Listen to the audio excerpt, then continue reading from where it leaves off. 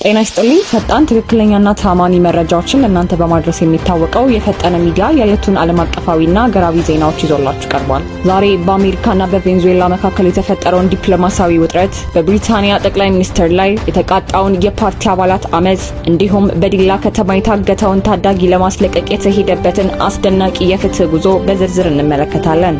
የትራምፕ 51ኛው ግዛት እቅድና የቬንዙዌላ ቁጣ።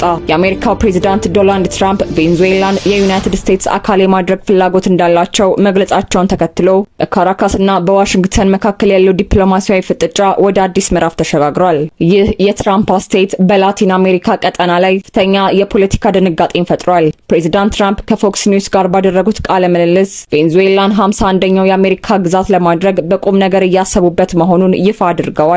ይህ ንግግር አሜሪካ በሌሎች ሀገራት ሉዓላዊነት ላይ ያላትን አቋም የሚፈትን ሆኖ ተገኝቷል። የአገሪቱ ምክትል ፕሬዝዳንት ዴልሲ ሮድሪጌዝ በሄግ ዓለም አቀፍ ፍርድ ቤት በነበራቸው ቆይታ የአሜሪካን እቅድ በጽኑ አውግዘዋል። ቬንዙዌላ አሁንም ቢሆን የቅኝ ግዛት አስተሳሰብን እንደምትታገል አስገንዝበዋል።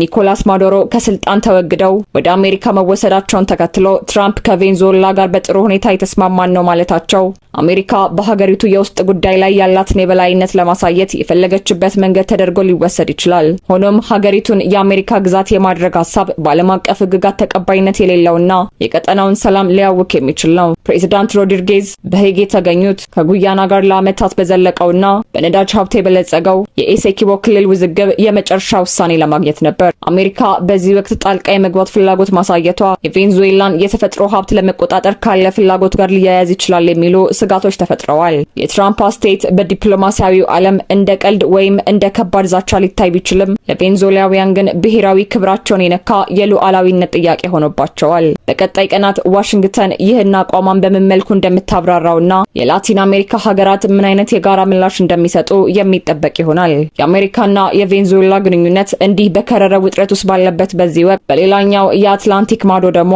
የብሪታንያው ጠቅላይ ሚኒስትር ኪር ስታርመር ከገዛ ፓርቲያቸው የከበደ ፈተና ገጥሟቸዋል። የኪር ስታርመር አስተዳደር በፈተና ላይ የሌበር ፓርቲ ውስጣዊ አመጻ። የብሪታንያ ጠቅላይ ሚኒስትር ኪር ስታርመር በመሪነታቸው ላይ የተደቀነባቸውን ጠንካራ ተቋሞ ተከትሎ የስልጣን ዘመናቸው አደጋ ላይ ወድቋል። ፓርቲያቸው በቅርቡ በደረሰበት የፖለቲካ ሽንፈት ሳቢያ በገዛ ካቢኔያቸውና በፓርላማ አባላት ዘንድ ይውረዱ የሚሉ ድምጾች በከፍተኛ ሁኔታ እየጎሉ መጥተዋል። ባለፈው ሳምንት በተካሄደው የአካባቢ ምርጫ የሌበር ፓርቲ ከ1400 በላይ መቀመጫዎችን በማጣት ከባድ ውድቀት አስተናግዷል።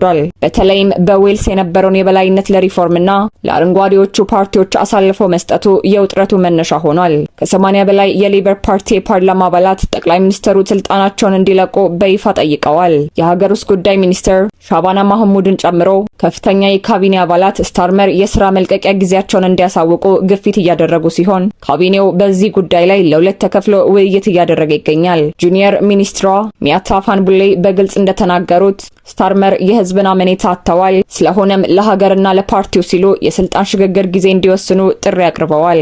የሌበር ፓርቲ አባላት ስታርመርን የሚቃወሙት ምርጫውን ስለተሸነፉ ብቻ ሳይሆን ወደፊት በሚካሄደው ሀገራዊ ምርጫዎች ላይ ፓርቲው እንዳይጠፋ በመስጋት ነው። አዲስ ፊትና አዲስ ጉልበት ያስፈልጋል የሚለው አስተሳሰብ በፓርቲው ውስጥ የበላይነት እየያዘ መጥቷል። ሌበር በተለምዶ ምሽጎቹ በነበሩ አካባቢዎች እንደ ዌልስ በሪፎርምና በአረንጓዴዎች ፓርቲዎች መሸነፉ መካከለኛውና የግራ ዘመን መራጫ ከስታርመር ፖሊሲዎች እየራቀ መሆኑን ያሳያል።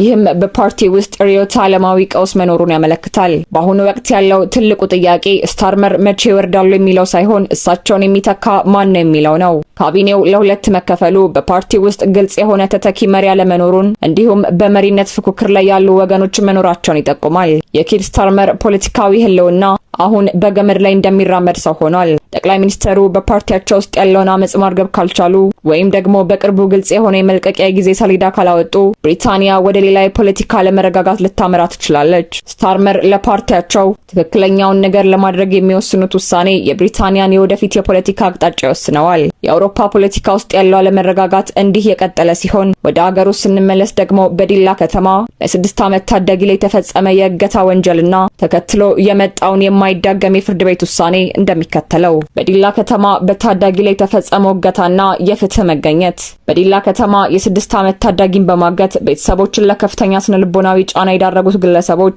በፖሊስ ብርቱ ክትትል በቁጥጥር ስር ውለው የብዙ ዓመታት ጽኑ እስራት ተፈርዶባቸዋል። ይህ ክስተት በከተማዋ ነዋሪዎች ዘንድ መነጋገሪያ ከመሆኑ ባለፈ የፖሊስን ፈጣን ምላሽ ሰጪነት ያሳየበት ሆኗል። ታዳጊ ብሩክ ወልደ ኪዳን ሚያዝያ 10 ቀን 2018 ዓ.ም በዲላ ከተማ ቡኖ ቀበሌ ከሚገኘው መኖሪያ ቤቱ ወጥቶ ሳይመለስ ይቀራል። ቤተሰቦቹ በጭንቀት ፍለጋ ላይ እያሉ ተከሳሹ ጌቱ ገረመው ስልክ በመደወል ልጃቸውን ለማግኘት 80 ሺህ ብር ቤዛ እንዲከፍሉ ይጠይቃል። የታጋች ቤተሰቦች ድርድር ውስጥ ከመግባት ይልቅ ጉዳዩን ለፖሊስ በማሳወቅ ትክክለኛውን እርምጃ ወስደዋል። ፖሊስም ወንጀለኞችን በቁጥጥር ስር ለማዋል እንዲያመች የተጠየቀው ገንዘብ በባንክ ገቢ እንዲደረግ አድርጓል። ተከሳሹ ጌቱ ገረመው ከታሰበው ገንዘብ ውስጥ 50 ሺህ ብር ወጪ አድርጎ ከባንክ ሲወጣ በቁጥጥር ስር ውሏል። በመቀጠልም በ48 ሰዓታት ውስጥ ሁለተኛው ተከሳሽ እንዳሻው በቀለ ታዳጊውን ደብቆ ከያዘበት ስፍራ ተይዟል። የዲላ ከተማ መጀመሪያ ደረጃ ፍርድ ቤት የቀረበለትን የሰውና የሰነድ ማስረጃ ከመረመረ በኋላ በዋና ወንጀል አድራጊነት በ12 ዓመት ጽኑ እስራትና በግብረ አበርነት በ9 ዓመት ጽኑ እስራት እንዲቀጡ ተወስኖባቸዋል የሚል ውሳኔ አስተላልፏል። የታጋች ቤተሰቦች ለፖሊስ የሰጡት ጥቆማና ትብብር ታዳጊው በሰላም እንዲመለስ ትልቁን ሚና ተጫውቷል።